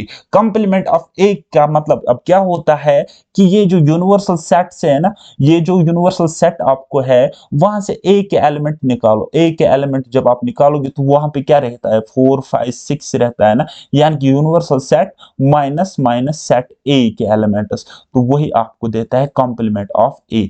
तो आपने ये कंसेप्ट भी समझा ना, बहुत ही अच्छी बात है। अच्छा, ये प्रॉपर्टीज है ना, ये प्रॉपर्टीज है ना, बिल्कुल भी याद रखने की जरूरत नहीं है। ठीक है, अब आप बोलते सर आपने पढ़ाया नहीं, हमें वो नहीं किया, ये नहीं किया, तो इसलिए मैंने लिख लिया। ठीक है, आपको एग्जाम में न्यूमेरिकल क्वेश्चन आता है, वैसे अगर ये प्रॉपर्टी भी वहां पे आएगी ना, तो आपको क्या करना है? सिंपली ऐसी एक एग्जांपल सोचने खुद से दिमाग में। ठीक है, फिर वहां पे ऑप्शंस उठाने, फिर देखना है कौन सा ऑप्शन सेटिस्फाई करता है। जैसे जैसे ऑप्शन देखोगे, वैसे वैसे यहाँ इंप्लीमेंट करने की कोशिश करोगे, आंसर के ऑप्शंस खुद ही हट जाएंगे। ओके, तो कुछ और इंपॉर्टेंट फॉर्मूलाज है, वो आप देखोगे। लेकिन ये जो आपको फॉर्मूलाज है ना, अगर आपको नहीं भी होते, आपको याद भी नहीं होते, कोई मसला नहीं है। वेन डायग्राम तो आपने सीखा ना, बस वेन डायग्राम से ही हम फिर क्वेश्चंस को बनाएंगे। Okay, now let's move on some questions. अब हम कुछ क्वेश्चंस पर मूव करेंगे, जो कि मैंने प्रीवियस ईयर से लिए हैं, अलग अलग पेपर से लिए हैं, और कुछ को मैंने खुद से यहाँ पे क्रिएट करके आपकी कंसेप्ट की क्लियरिटी के लिए रखा हूँ। ओके, वैसे previous year questions and MCQs के लिए अलग से मैं आपको सेशन दूंगा। सो हमारे पास दो सेट है, कोई सेट इस तरीके से है, कोई सेट इस तरीके से है, तो ये दोनों इक्वल है। अगर ये दोनों सेट्स इक्वल है, तो आप मुझे बताइए एक्स की वैल्यू क्या होगी, एक्स की वैल्यू क्या होगी? तो मैंने आपको एक कंसेप्ट बताया, इक्वल सेट्स के केस में, इक्वल सेट्स के केस में क्या होता है? हमें कुछ बोल मत गया, मुझे लग रहा है मैंने कुछ, हाँ ठीक है। ओके, ओके, सो गाइज यहाँ पे मैं एक स्लाइड ऐड करता हूं। एक चीज मैं यहाँ पे मिस कर रहा था, हाँ, तो guys power set, power set, ठीक है, पावर सेट, पावर सेट एक कंसेप्ट है, इसको समझने की आप कोशिश करो, बहुत ही सिंपल सा है। तो ये क्या कहता है, पावर ऑफ ए सेट हमें कहता है the collection of all subsets, इस तरीके से the collection of all subsets, all subsets of a set ए, कोई सेट ए है आपके पास, ठीक है, उनकी सारी कलेक्शन अगर हम बताएंगे, ठीक है, तो उसको कहते हैं हम, उसको हम कहते हैं power of a set, power of a set. से फॉर एग्जांपल कोई सेट है हमारे पास, एग्जांपल कोई सेट है हमारे पास, सेट ए, और उसके एलिमेंट्स है 1 एंड 2, ये उसके एलिमेंट्स है। तो power of a set of A, तो वो क्या होगा, वो क्या होगा गाइस, तो इसके एलिमेंट्स, इसके एलिमेंट्स देखेंगे हम, तो वो क्या होगा, देखो एक तो 5 इसका एलिमेंट होगा, क्योंकि 5 हर सेट का एक एलिमेंट होता है, उसको हम कहते हैं 5, ठीक है, 5 is the subset of every set, okay. तो देन उसके बाद हम अब इसको अलग अलग देखेंगे कि क्या पॉसिबिलिटी है। देखो 1 है, ठीक है, 2 है, ओके, ठीक है, मिला ना, और उसके अलावा क्या है, 1 और 2 टुगेदर है, तो इसको कहते हैं हम बेटा पावर ऑफ सेट, ठीक है, थोड़ा सा इस तरीके से आप लिखो, इसको हम कहते हैं power of a set, okay. तो एक और एग्जाम्पल के थ्रू हम समझने की कोशिश करेंगे, लेकिन उससे पहले एक ट्रिक, एक कंसेप्ट में आपको बताऊंगा। देखो बेटा, ये आपको नंबर ऑफ एलिमेंट्स कितने दिख रहे हैं, नंबर ऑफ एलिमेंट्स कितने दिख रहे हैं, आप बोलोगे सर 2 है, कितने हैं, 2 है, तो इसको हम n से सपोज लिखेंगे, n इक्वल टू 2। इसी तरीके से अगर मैं एक और एग्जाम्पल ले लूं, एक और एग्जाम्पल ले लूं, तो आपको और क्लियर समझ में आ जाएगा। मैंने कोई एग्जाम्पल लिया, मैंने कोई एग्जाम्पल लिया और उसके कुछ एलिमेंट्स इस तरीके से है, ठीक है, कोई सेट ए है और उसके एलिमेंट्स 1 2 3 है, ठीक है। तो पावर ऑफ ए सेट क्या होगा, पावर ऑफ ए सेट क्या होगा, तो डायरेक्ट रिजल्ट ऑफ, याद रखो, पावर ऑफ सेट ए, ठीक है, तो वो कितना होगा, वो डेटा होगा डायरेक्ट, डायरेक्ट देखो, ये जो एन नंबर ऑफ एलिमेंट्स कितने हैं, नंबर ऑफ एलिमेंट्स क्या है, नंबर ऑफ एलिमेंट्स है ना 3, नंबर ऑफ एलिमेंट्स यानी कि 2 की पावर n, 2 की पावर n, और n क्या है, n वायर जो आपके पास n है, n वो क्या है, number of elements, number of elements, okay. इतना क्लियर है ना, तो 2 की पावर n यानी कि 2 की पावर 3, 2 की पावर 3 कितना होगा, 8 होगा। तो पावर ऑफ ए सेट कितना होगा, इस सेट का पावर सेट कितना होगा, 8। तो थोड़ा और देखेंगे क्या वाकई ये 8 होता है कि नहीं होता है। तो चलो, आपके पास सेट ए था ना, तो इसके एलिमेंट्स को खोल के लिखेंगे, ठीक है। तो पहले बेटा आ जाएगा 0, ठीक है, 5, देन उसके बाद 1 आ जाएगा, ठीक है, देन उसके बाद 2 आ जाएगा, देन उसके बाद 3 आ जाएगा, ओके, देन उसके बाद 1 2 आ जाएगा, 1 2, देन उसके बाद 1 3 आ जाएगा, देन उसके बाद 2 3 भी आ जाएगा, ओके, उसके बाद 1 2 3 भी आ जाएगा, 1 2 3 भी आ जाएगा। तो कितने हो गए, 1 2 3 4 5 6 7 8, ठीक है, तो हो गए ना ये 8, ठीक है, इसको हम कहते हैं पावर ऑफ ए सेट। अब अगर आपको किसी क्वेश्चन में गिवन होंगे number of elements, number of elements आपको गिवन होंगे, और कोई आपको पूछेगा पावर सेट कितना होगा, तो आप इजीली उसको आंसर कर सकते हो। फिलहाल हम क्वेश्चन पे आ गए थे, क्वेश्चन हमें कह रहा था कि दो सेट्स इक्वल है, तो सेट ये सपोज सेट ए है हमारे पास और उसके एलिमेंट्स है 2 3 5 7, ये इसके एलिमेंट्स है, और सेट बी है हमारे पास, उसके एलिमेंट्स कुछ है हमारे पास, क्या है, 2 3 एक्स 7, ये है सेट बी। तो आप मुझे बताओ, मैंने आपको इक्वल सेट्स के लिए कंसेप्ट बताया, मैंने क्या बताया, एक तो इक्वल नंबर ऑफ एलिमेंट्स होनी चाहिए, तो इक्वल नंबर ऑफ एलिमेंट्स हमें दिख रहे हैं कितने हैं, यहाँ पे 4 है, यहाँ पर भी एल नंबर ऑफ एलिमेंट्स कितने हैं, 4 है, और सेम होनी चाहिए, सेम होनी चाहिए, यानी कि elements should be same, elements should be same, should be same, okay, ये क्या होनी चाहिए, सेम होनी चाहिए। अब मुझे आप बताओ 7 यहाँ पर भी है, यहाँ पर भी है, 3 यहाँ पर भी है, यहाँ पर भी, 2 यहाँ पर भी, यहाँ पर भी। तो दैट मीन्स 5x की जगह 5 होना चाहिए कि नहीं होना चाहिए। सो ये इसका करेक्ट आंसर है। ठीक है, देयरफॉर हम लिख सकते हैं x इक्वल टू 5। ओके, समझ गए ना आप मेरी बात। Now next question number 2। Question number 2 है हमारे पास, कोई सेट ए है, उसके एलिमेंट्स है 1 2 3 4 5। सेट बी है, उसके एलिमेंट्स है 2 4 6। सेट सी है, उसके एलिमेंट्स है x y z। Find universal set. Universal set आपको बताना है बेटा। क्या बताना है, यूनिवर्सल सेट बताना है। ओके, बहुत ही सिंपल सा कंसेप्ट है, बहुत ही सिंपल सा कंसेप्ट है। तो यूनिवर्सल सेट क्या होगा, देखो पहले हम लिखेंगे यूनिवर्सल सेट, इस तरीके से लिखेंगे। सेट ए के एलिमेंट्स क्या होंगे, 1 2 3 4 5 6। ठीक है, अब सेट बी के एलिमेंट्स भी लिखेंगे। 2 4 तो लेकिन आ गया, 6 तो आ गया, तो इसको लिखने की जरूरत नहीं। फिर सेट सी के एलिमेंट्स भी लिखेंगे, वो क्या है, एक्स वाई जेड।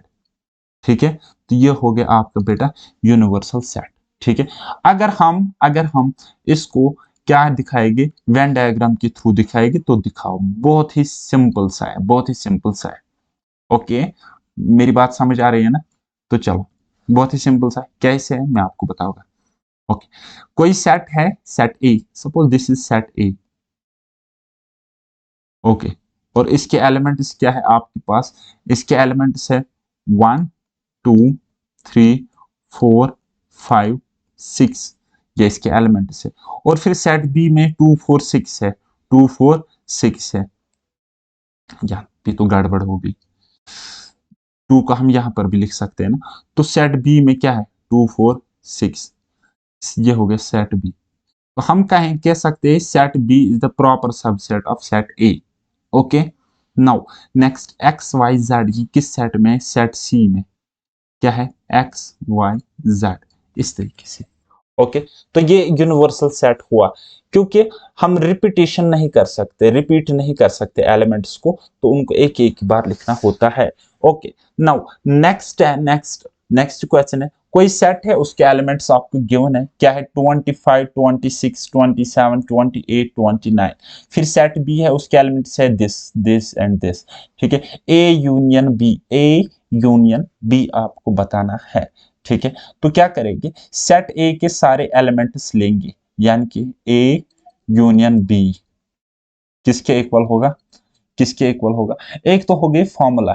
ठीक है, एक हो गई फॉर्मूला, और दूसरा हो गया हम बेसिक रूल करेंगे। बेसिक रूल हम अप्लाई करेंगे, सेट ए के सारे एलिमेंट्स लिखेंगे। तो क्या लिखेंगे हम, 25 26 27 28 29 लिखा। ओके जी, नाउ सेट बी के वो एलिमेंट जो अभी तक हमने नहीं लिखे, सेट बी के वो एलिमेंट जो अभी तक नहीं लिखे। अब आप मुझे बताओ, 28 भी लिखा, 29 भी हमने लिखा। ओके, तो लिखना बाकी क्या रहेगा, 30 एंड 31। तो यही इसका आंसर हुआ। ठीक है, यही इसका आंसर हुआ। ओके, नाउ अब आपको अगर मैं बताऊंगा ए यूनियन बी बताइए, ए इंटरसेक्शन बी। अब आपको पता है ए क्या है हमारे पास, ए हमारे पास है 25 26 27 28 29, ये इसके एलिमेंट्स हो गए। और बी के एलिमेंट्स कुछ इस तरीके से है, लेकिन कॉमन एलिमेंट्स हमें लिखने हैं, कॉमन एलिमेंट्स हमें देखने हैं, कॉमन एलिमेंट्स हमें दिखने। तो कॉमन एलिमेंट्स क्या है हमारे पास, कॉमन एलिमेंट्स बेटा हमें दिख रहा है, एक तो हमें दिख रहा है 28 और एक दिख रहा है 29। ओके, सो कॉमन एलिमेंट्स क्या है, 28 और 29। सो हम लिख सकते हैं A intersection B equal to set of, उसमें दो एलिमेंट्स 28 एंड 29। ओके, तो ये इसका आंसर हो जाएगा सिंपल वे में। अब अगर मैं आपको बताता हूं थोड़ा सा और गंदे तरीके से, मैं आपके सवाल पूछता हूं यहाँ पे, और मैंने आपको पूछ लिया A intersection B complement, A intersection B complement.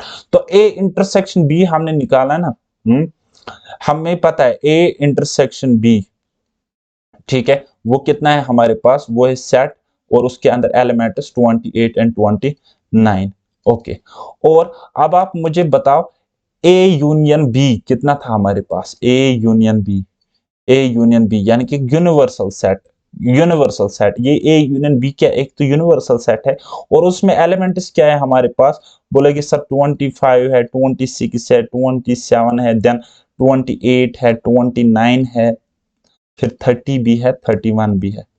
Okay, सो अब ए इंटरसेक्शन बी कंप्लीमेंट यानी कि ए इंटरसेक्शन बी जो नहीं होंगे, वो एलिमेंट जो ए इंटरसेक्शन बी नहीं होंगे, तो वो कौन से होंगे? सो हम therefore A intersection B complement वो वाले एलिमेंट्स जो ए इंटरसेक्शन बी में नहीं आते होंगे। ए इंटरसेक्शन बी में 29 आता है, 30 आता है, तो बाकी तो नहीं आता है ना, तो उन्हीं को हम लिखेंगे 25, 26, 27, 28 एंड 30 एंड 31।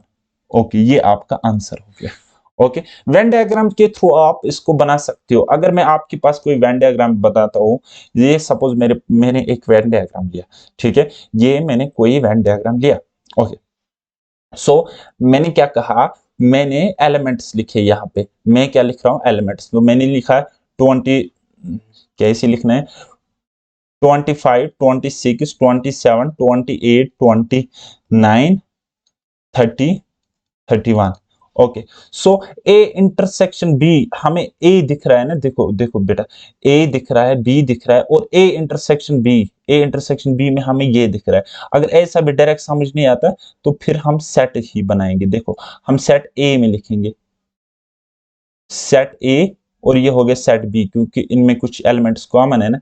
कॉमन एलिमेंट्स हमारे पास क्या है, कॉमन एलिमेंट्स हमारे पास है गाइस 28 एंड 29। ये हो गया बेटा 28 और ये हो गया हमारे पास 29, 29, 28 कॉमन है, 28 कॉमन है, तो यहाँ पे ये नहीं आएगा। ओके, सो 28 एंड 29 कॉमन है ना, तो ए में कौन से एलिमेंट से टोटल 25 भी है, 26 भी है, 27 भी है, और बी में 28, 29 तो आ गया, 30 भी है, 31 भी है। अब ये जो आपको दिख रहा है ना, ये क्या है, A intersection B, A intersection B है। ओके, सो ये है सेट बी, और ये क्या है, सेट ए है, और ये क्या है, मैंने क्या बनाया, ये बनाया मैंने यूनिवर्सल सेट। तो यूनिवर्सल सेट से अगर हम सब्ट्रैक्ट करेंगे ए इंटरसेक्शन बी, वहीं पे हमें मिलता है ए इंटरसेक्शन बी कंप्लीमेंट। अब देखो रिजल्ट भी कुछ यही बोलते हैं, ठीक है, ज्यादा कुछ खास नहीं है, ठीक है। बस समझना है और कुछ भी नहीं करना है। ओके जी, नेक्स्ट क्वेश्चन बनाने की कोशिश करेंगे। N of A equal to, यानी कि सेट ए में 17 एलिमेंट, सेट बी में 23 एलिमेंट्स, ए यूनियन बी में 30 एलिमेंट्स, ए इंटरसेक्शन बी आपको निकालना है। तो गाइज एक तो आप इसकी डायरेक्ट फार्मूला देखो, वो ये है कि ए यूनियन बी बराबर होता है सेट ए में कितने एलिमेंट्स प्लस सेट बी में कितने एलिमेंट्स माइनस सेट ए और बी में कॉमन कितने एलिमेंट्स, ठीक है।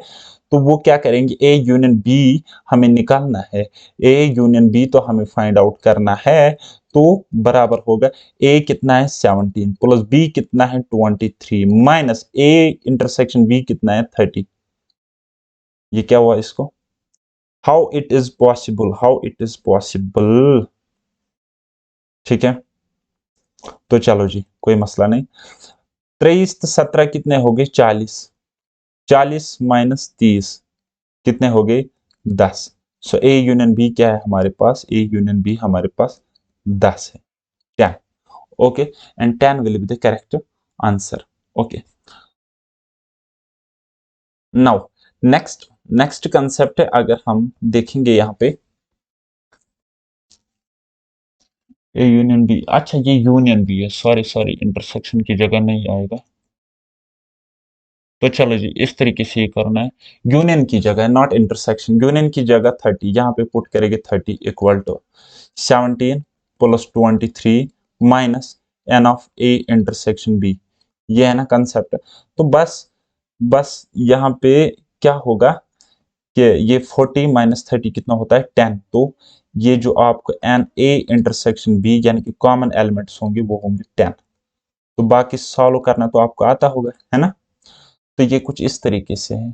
अब हम इसको सेटिस्फाई कराने की कोशिश करेंगे, तो मत बनाओ, ये यूनिवर्सल सेट बनाएगी नहीं, डायरेक्ट हम वेन डायग्राम से थ्रू देखेंगे।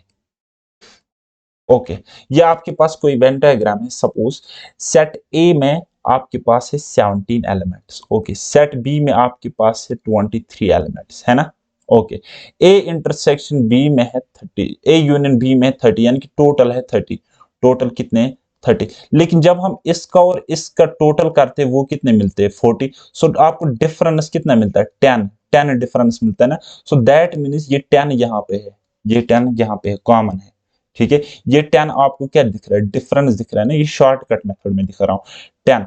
तो अब आप मुझे बताओ ए में कितने हैं, सेट ए में कितने हैं 17 एलिमेंट से 10 तो आ गए, तो आने कितने रह गए बाकी 7, ठीक है। ओके, सेट बी में 23 एलिमेंट से 10 तो आ गई, सेट बी को आप इस तरीके से देखोगे ना, 10 तो आगे आने कितने रहेंगे 13। अब देखो इनका सम, अब देखो सम बराबर कितना मिलेगा, 7 प्लस 10 कितने हो गए 17, 17 प्लस 13 कितने हो गए 30 हो गए, ठीक है। देखा, समझ में आ गया ना, समझ में आ गया ना।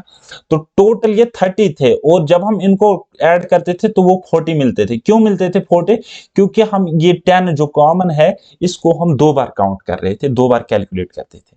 ओके, नाउ एक और सेट है आपके पास, यूनिवर्सल सेट है, उसके एलिमेंट से 1 2 3 4 5 सो ऑन 9 10। इसी तरीके से फिर सेट ए है उसका 1 2 3 5, सेट बी है 1 2 4 6, सेट सी है हमारे पास 7 एंड 8। तो आप अगर गौर से देखोगे, ध्यान से देखोगे, तो ये जो सेट ए आपको दिख रहा है ये सबसेट है, प्रॉपर सबसेट है किसका, यूनिवर्सल सेट का, क्योंकि सेट ए के सारे एलिमेंट्स यहाँ पे मौजूद है। अब आपको ये जो आपको डैश डैश दिख रहा है ना, तो इसका मतलब यहाँ पे क्या आ जाएगा, 6 आ जाएगा, 7 आ जाएगा, 8 आ जाएगा। एक, तो अब आपने यहाँ पे क्या देखा, दो दो तरीकों से आपने देखा कि हम एक क्वेश्चन को दो दो तरीकों से बनाते हैं। अब अगर आपके पास ये फॉर्मूला याद ना भी हो, आपको पता भी ना हो ये फॉर्मूला, तो एटलीस्ट वेन डायग्राम से आप ये कर सकते हो, ठीक है। तो बस ये कंसेप्ट सीख के हम जाएंगे, और उसके अलावा ये क्वेश्चन जो है ये अब आप इजीली बना सकते हो। तो कैसे बना सकते हो, ये यूनिवर्सल सेट है, इसमें सेट ए भी है, इसमें सेट बी भी है, उसमें सेट सी भी है, ठीक है। यानी कि हम कहेंगे सेट बी, सेट सी और सेट ए क्या है, प्रॉपर सबसेट है इस यूनिवर्सल सेट के। तो अब अगर मैं आपको बताऊंगा A union B, A union B, यानी कि हमें क्या करना है, इस सेट को देखना है और इस सेट को देखना है, इनका यूनियन निकालना है। तो क्या होगा, वो ए यूनियन बी, देखो ए की शॉर्ट में लिखो, ठीक है, इज इक्वल टू मैथ्स की वे में हम बिल्कुल भी आप इसको नहीं लिखेंगे, ना करेंगे, ओके, क्योंकि कॉम्पिटिटिव एग्जाम में ऑब्जेक्टिव एमसीक्यू हमें सीधा करना है।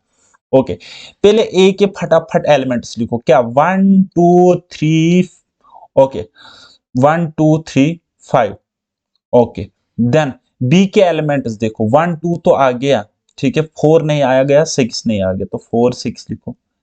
अब हो सकता है वहां पे ऑप्शन आपको कुछ इस तरीके से दिखे, 1 2 3 4 5 6, तो ये दोनों ही सेम ही है, ओके, दोनों का मतलब एक ही है, और ये दोनों ऑप्शंस कभी भी गिवन नहीं होंगे, दो में से एक होगा। ओके, ये हो गया ए यूनियन बी। अब अगर मैं आपको बोलता हूं ए माइनस बी, ए माइनस बी यानी डिफरेंस ऑफ टू सेट्स, ठीक है, यानी कि ए के सारे एलिमेंट्स लिखने हैं, ए के सारे एलिमेंट्स लिखने हैं except those which are common, ठीक है। तो कॉमन क्या है हमारे पास, 1 2 1 2 हमें कॉमन है, तो ए में फिर हमें क्या देखना है 3 एंड 5, तो वो होगा गाइस 3 5, तो ये दो एलिमेंट, ये आपका आंसर हुआ, ठीक है।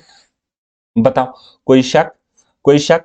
अच्छा, क्या करना है, जो रहते हैं ना ए में एलिमेंट्स वही डिफरेंस में लिखोगे, बी में जो रहे वो लेने ही नहीं है। मेरी बात समझ आ रही है, गेटिंग माय पॉइंट। तो बस घबराओ मत, अब यहाँ पे 2 मिनट गया, ओके जी। उसके बाद अगर हम b माइनस ए देखेंगे, b माइनस ए, b माइनस ए क्या होगा फिर, b माइनस ए सिंपली होगा 4 एंड 6, क्योंकि इसमें 1 एंड 2 जो है वो कॉमन है, वो कॉमन है, क्या है वो कॉमन है, इंटरसेक्ट करते हैं, इंटरसेक्शन है ना एक के साथ। Okay, next next question number 6, find the symmetric difference of two sets, A के सेट्स, ए सेट ए के elements 1 2 3 4, set B के elements 3 4 5 6, now we have to find symmetric difference between two sets A and B. तो हम क्या करेंगे, symmetric difference, ए फिर इस तरीके से ट्रायंगल फिर इस तरीके से बी, ये होता है सिमेट्रिक डिफरेंस गाइस। तो क्या करेंगे, सारे के सारे एलिमेंट्स लिखेंगे लेकिन कॉमन वाले एलिमेंट्स नहीं लिखेंगे। तो कॉमन हमें क्या क्या दिख रहा है, कॉमन हमें क्या क्या क्या दिख रहा है, 3 और 4, 3 एंड 4 कॉमन है ना। तो सिमेट्रिक डिफरेंस में हमें क्या दिख रहा है फिर, 1 2 5 7। तो ये होगा गाइस आंसर, बताओ एक ही एक शॉर्ट में। और ऐसा क्वेश्चन आपके PAA एग्जाम में आ गया था अगर आपको याद है, ठीक है। हालांकि JSA में इससे भी इजी क्वेश्चंस आ गए थे। ओके चलो जी, नेक्स्ट क्वेश्चन, सेट ए के एलिमेंट्स है 1 2 3 5 6, सेट बी के एलिमेंट्स कुछ इस तरीके। अब देखो ये थोड़ा सा इंटरेस्टिंग क्वेश्चन है क्योंकि यहाँ पे एक सेट हमें गिवन है जिसमें रोस्टर फॉर्म में, दूसरा है सेट बिल्डर फॉर्म में, लेकिन कोई मसला नहीं है, हमने इसको समझा ना, बस अब हम लिख सकते। तो देखो सेट ए है हमारे पास, सेट ए, तो उसको हम सीधा लिखेंगे इस तरीके से, ए क्या है हमारे पास, 1 2 3 4 5 6, ठीक है इस तरीके से। बी का लिखेंगे हम, बी का देखेंगे हम क्या होगा, देखो सेट बी क्या होगा हमारे पास, समझो। ये जो बी में कुछ एलिमेंट्स है उनको एक्स से दिखाया, और एक्स क्या है, नेचुरल नंबर्स, और ये नेचुरल नंबर्स क्या है, 2 से तो ज्यादा है और 6 से तो कम है। तो 2 और 6 में नेचुरल नंबर क्या क्या आता है, 3 4 5 आता है ना। तो ये 3 और 4 और 5 हमें लेना है इस सेट बी में, 3 4 5, 3 4 5। ओके लिखा, बस अब तो कोई मसला ही नहीं है। अब हमें बताना है ए इंटरसेक्शन बी कंप्लीमेंट, क्या, therefore A intersection B complement। A intersection B क्या होगा, A intersection B क्या होगा, बोलोगे सर A intersection B यानी कि कॉमन एलिमेंट्स, कॉमन एलिमेंट्स क्या है, यहाँ पे हमें set B proper subset A का दिख रहा है ना। तो कॉमन एलिमेंट्स क्या दिख रहे हैं, 3 4 5 है ना, 3 4 5। तो ये कुछ इस तरीके से गए बेटा, देखो ए हमारे पास है 1 2 3 4 5 6, और बी फिर इसी में इस तरीके से है, ये देखा, समझ में आ गया ना, B is proper subset of A. तो इस तरीके से ये गिवन है। तो ए इंटरसेक्शन बी कंप्लीमेंट यानी कि वो एलिमेंट जो ए इंटरसेक्शन बी नहीं है। ए इंटरसेक्शन बी है क्या, 3 4 5, और क्या नहीं होगा फिर, होगा नहीं, वो क्या एलिमेंट्स होंगे, 1 2 6। तो यही इसका आंसर है, बताओ कोई शक, एक ही एक स्टेप में क्वेश्चन सॉल्व होते हैं। ओके नेक्स्ट हम देखेंगे, the sets A and B have 6 and 9 elements respectively such that A is proper subset of B, then the total number of elements in A intersection B are। ठीक है देखो simple सा question है, अब जैसे ही कहता है हम वैसे करेंगे, वैसे कि इसका आंसर तो बिल्कुल सिंपल सा है, 6 है, लेकिन समझाने की कोशिश करता हूं। कहता है सेट ए है कोई हमारे पास और सेट बी कोई है हमारे पास, ठीक है। कहता है सेट ए में कुछ 6 एलिमेंट्स है, ठीक है, हम लिखेंगे 1 2 3 4 5 6, ठीक है। और हमें गिवन है कि A is proper subset of B। अगर ये प्रॉपर सबसेट है B का, दैट मींस सेट A के सारे एलिमेंट्स B में होंगे, ठीक है। तो ये यहाँ पे होंगे 1 2 3 4 5 6, और हम ये क्या कहता है कि सेट बी में 9 एलिमेंट्स है, सपोज हम मान लेंगे एक्स वाई जेड इसके एलिमेंट्स और ज्यादा है, ठीक है। ओके नाउ यह हमें कह रहा है ए इंटरसेक्शन बी क्या होगा, so therefore A intersection B होगा क्या, क्या होगा बेटा, इनके कॉमन एलिमेंट्स, कॉमन एलिमेंट्स क्या है, यही तो कॉमन एलिमेंट्स, यही तो कॉमन दिख रहा है हमें। तो कितने हैं नंबर ऑफ एलिमेंट्स, कितने हैं, पहले कॉमन एलिमेंट्स लिखेंगे, तो 1 2 3 4 5 6।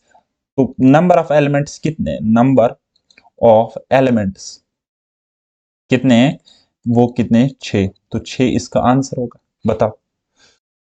Next question, in a school 200 students are randomly selected, 140 like tea, 120 like coffee and 60 like both tea and coffee, how many students like only tea। ठीक है देखो बेटा, वेन डायग्राम से ज्यादा इजी होगा, वेन डायग्राम से ज्यादा इजी होगा, लेकिन वेन डायग्राम से भी जल्दी मैं आपको करवा सकता हूं सवाल, ठीक है। अब टोटल कितने हैं, 200, देखो बेटा टोटल कितने हैं, बोलो कि सर 200, ठीक है 200। अब ये बोलता है 140 किसको लाइक करते हैं, टी को, टी को लाइक करते हैं 140, ओके, और कॉफी को लाइक करते 120।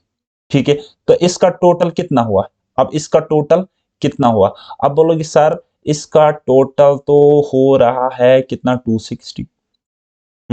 260, लेकिन टोटल 200 है और हमें यहाँ पे दिखा रहा है 260, यानी कि ये 60 जो आपको मिल रहा है ना, ये गड़बड़ कर रहा है। यानी कि ये जो 60 है ना, ये टी और कॉफी का इंटरसेक्शन है 60। ठीक है, अब ये टी और कॉफी का इंटरसेक्शन है 60, है ना, इंटरसेक्शन। यानी कि 60 लोग, 60 स्टूडेंट्स ऐसे होंगे, 60 स्टूडेंट्स ऐसे होंगे जो टी भी पीते होंगे, कॉफी भी लाइक करते होंगे। ओके, सो हमें क्या पूछ रहा है? Students like only T. तो ओनली टी कितने थे? 140, लेकिन उसमें तो 60 ऐसे हैं जो कॉफी भी पीते हैं, तो 140 को सब्ट्रैक्ट करेगी, यानी कि only T equal to 140 minus करेगी 60, तो कितना मिलेगा? आप बोलोगे सर 80 मिलेगा, और 80 इस क्वेश्चन का आंसर है। अब अगर मैं आपको थोड़ा सा कंसेप्चुअल क्लैरिटी बताऊं, तो ये 140 क्या है? ये 140 क्या है? ये नंबर ऑफ टी एलिमेंट्स, यानी कि ऐसे है, माइनस ये 60 क्या है? ये क्या है? टी एंड कॉफी का इंटरसेक्शन है, ये इसका इंटरसेक्शन। तो एक और फार्मूला निकल के आ गई, है कि नहीं है? यानी कि हम कहेंगे number of T who like only T equal to T कितने हैं माइनस ये इंटरसेक्शन इसका करेगी। तो इस तरीके से ये कंसेप्ट डेवलप होते हैं, बस आपको कंसेप्ट की क्लैरिटी होनी चाहिए। ठीक है, बाकी इससे आसान और तरीका है, ये तो सबसे ज्यादा ट्रिकी मैंने बताया, जहां पे आपको वेन डायग्राम बनाने की जरूरत नहीं है। लेकिन इससे आसान क्या है? देखो, ये आपके पास एक वेन डायग्राम है। ठीक है, ये हो गया, सपोज ये हो गया आपका टी, ये हो गया कॉफी। ठीक है, अब क्वेश्चन में हम बोलता है टी पीने वाले लोग कितने हैं? 140, और कॉफी पीने वाले लोग कितने हैं? 120। अब अगर इनका टोटल करेंगे तो कितना मिल रहा है? 140 प्लस 120 यानी कि 260। ठीक है, लेकिन हमें बोलता है टोटल कितने होने चाहिए? टोटल हमारे पास 200 है, 200 है। दैट मीन ये जो आपको डिफरेंस मिल रहा है ना, ये कितना है? 60 का। तो ये 60 इंटरसेक्शन हो गया यहाँ पे 60। अब देखो टी पीते हैं 140, 140 इस सर्कल में आ जाएगी, 60 तो आगे आने कितने रह गए बाकी? बोलोगे सर 80। ओके, 80 प्लस 60 कितने हो गए? 140, कंडीशन सेटिस्फाई। अब कॉफी पीते हैं 120, 60 तो आगे, तो आने कितने रह गए बाकी? बोलोगे सर कितने? 60। तो 60 प्लस 60 120। अब देखो कंडीशन सेटिस्फाई हो गई। टोटल कितने थे हमारे पास? 200। सो 80 प्लस 60 कितना होता है? 200 होता है, तो that means condition satisfied. Okay, condition satisfied. तो हमें क्या बताता था? Only T. तो ओनली टी कौन से? ये 80 जो है ना, ये है ओनली टी, ओनली टी। ठीक है, अब अगर आपसे पूछा होता ओनली कॉफी, तो ये 60 जो है, ये है ओनली कॉफी, ओनली कॉफी। अब अगर आपसे पूछा होता बोथ टी एंड कॉफी, तो ये है बोथ। ठीक है, ये है बोथ। मेरी बात समझ आ गई? Okay, now next, next question भी इसी तरीके से फटाफट बना लेंगे, चलो बनाओ। In a group of 400 people, 250 can speak Hindi, 200 can speak English, then how many can speak both? ठीक है, देखो टोटल 400 है, देखो टोटल 400 है, 400 है, 400 टोटल है। ये बोलता है हिंदी, हिंदी बोलते हैं कितने लोग? 250, 250 प्लस, फिर बोलता है इंग्लिश बोलने वाले लोग कितने हैं? इंग्लिश बोलने वाले लोग हैं 200। ठीक है, तो ये तो 450 हो गए, ये तो 450 हो गए। अब टोटल 400 है, तो यहाँ पे 450 आ रहे हैं, लेकिन मुझे दिख रहा है कि यहाँ पे जो 50 है ना, ये स्पीक करते हैं बोथ लैंग्वेज, बोथ लैंग्वेज ये स्पीक करते हैं। ठीक है, ये स्पीक करते हैं दोनों लैंग्वेजेस। तो हमें पूछ रहा है how many can speak both, how many can speak both कितने? Guys 50। So 50 should be the correct answer. हो गया एक तरीका। दूसरा तरीका वेन डायग्राम से करते हैं, ये हो गए एक, ये हो गए दो। ओके, सो टोटल कितने हैं? 400। अब बोलता है 250 कैन स्पीक हिंदी, यानी कि हिंदी बोलने वाले 250। ओके, इंग्लिश बोलने वाले कितने हैं? इंग्लिश बोलने वाले कितने हैं? 200। अब यहाँ पे जब हम देखते हैं तो हमें मिलता है 450, लेकिन टोटल तो हमें कितना है? टोटल तो हमें 400 है लोग, तो 400। अब डिफरेंस कितना मिल रहा है? 50। तो बेटा ये 50 यहाँ पे होगा। ठीक है, यही तो हमें निकालना था, तो आंसर क्या? 50। ओके, तो इस तरीके से क्वेश्चंस आप सॉल्व करोगे गाइस। सेट थ्योरी पर और भी क्वेश्चंस हम करेंगे, और भी इसको हम खोल खोल के तोड़ तोड़ के मतलब खत्म करेंगे। उसके अलावा प्रीवियस ईयर जेएससी क्वेश्चंस भी मैं आपको कराऊंगा, फाइनेंस अकाउंट असिस्टेंट के क्वेश्चंस भी कराऊंगा, एनसीईआरटी के क्वेश्चंस भी मैं अब आपको कराऊंगा। ये था एक बेसिक सा लेक्चर रिगार्डिंग सेट थ्योरी, लेकिन अब मैंने आपको इतना बेसिक पढ़ाया कि आपका चैप्टर ही यहाँ पे क्लोज हो गया, खत्म हो गया। सो चैप्टर यहाँ पे कंप्लीट हो गया। अब सिर्फ और सिर्फ हम एमसीक्यूज करेंगे और हार्ड लेवल एमसीक्यूज भी लाएंगे। ओके, सो उसके अलावा आप मेरे टेलीग्राम चैनल ज्वाइन कर सकते हो। मुझसे अगर पेड में पढ़ना चाहते हो तो download my official Android application, that is paradise academy, यही लोगो आपको वहां पे मिलेगा। और कोई क्वेरी हो तो इस गिवन नंबर पर आप मुझे टेक्स्ट कर सकते हो, जो कि 7889792727। ठीक है गाइस, इस पर आप टेलीग्राम या व्हाट्सएप टेक्स्ट मुझे कर सकते हो। सो अब मिलते हैं नेक्स्ट किसी लेक्चर में, नेक्स्ट किसी वीडियो में। तब तक के लिए बाय बाय, टेक केयर, अल्लाह हाफिज और मेहनत करते रहिए।